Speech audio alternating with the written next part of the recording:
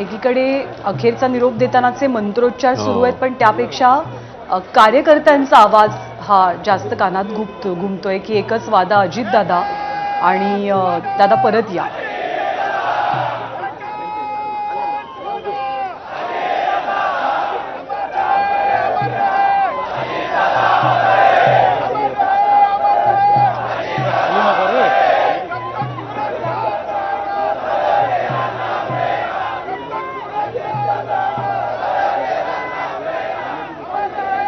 Drone please खाली घ्यायचे. Drone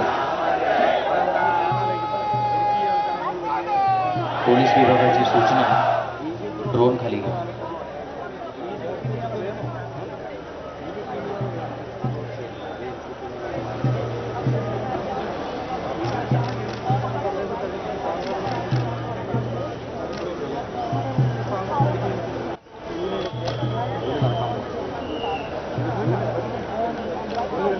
आपले प्रतिनिधी मंदार गोंजारी सध्या आपल्या सोबत आहेत. मंदार, हा क्षण बारामतीकरांसाठी, इथे उपस्थित असलेल्या प्रत्येकासाठी पचवणं खूप अवघड आहे, कारण इतका मोठा जनसमुदाय समोर आहे आणि अजित पवार शांत आहेत, अजित पवार काहीच बोलत नाहीत. हे दृश्य ना कधी बारामतीनं स्वप्नात इमॅजिन केलं असेल ना आता त्यांना पचवता येत असेल.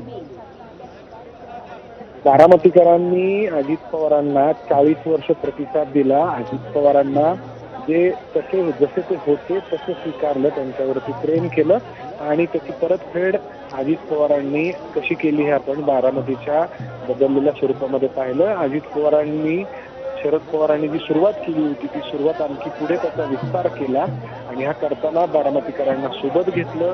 तेच मॉडेल राज्यामध्ये त्यांनी राबवण्याचा प्रयत्न केला आणि या निमित्ताने लोकांसोबत जो संबंध जोडला गेला तो संबंध अतिशय घनिष्ठ होता. एका बाजूला मगाशी पवार हे बदलून जात होते, मात्र दुसरीकडे त्यांच्या प्रेमाचा, त्यांच्या आपलेपणाचा अनुभव बारामतीकरांनी घेतला.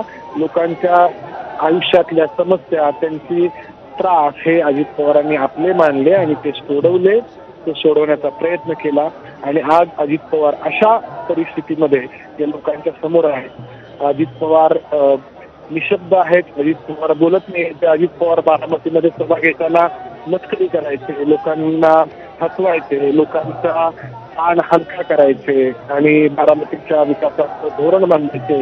यावेळी बारामतीमध्ये आपण नवीन काय करतो आहोत, नवीन कोणता प्रकल्प बारामतीमध्ये आपण सुरू करतो आहोत हे सांगायचे आणि हे सांगताना लोकांना आपलंसं करायचे. ते अजित पवार आज सारख्याच्या स्वरूपामध्ये बारामतीकरांच्या समोर आहेत आणि हे पचवणं कालपासून बारामतीकरांना जड जात आहे, शक्य होत नाहीये.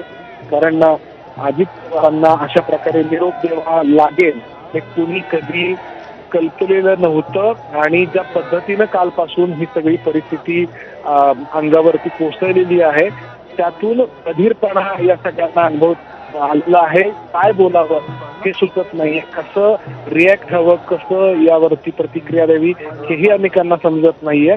कारण मी मगाशी म्हटलं तसं अजित पवार प्रत्येकाच्या आयुष्याचा कळत नकळतपणे भाग बनले होते.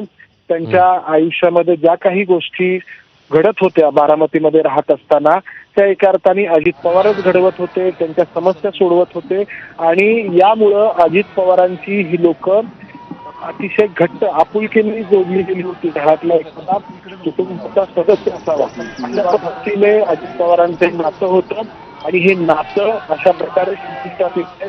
ते अतिशय जड अंतकरणाने बारामतीकरांना सामोरं जावं लागतं. सुरू होते